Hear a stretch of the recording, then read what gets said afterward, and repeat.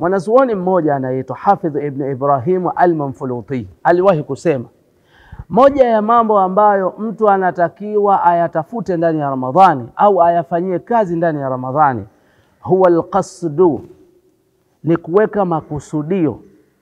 Usifunge Ramadhani bila kuwa na makusudio.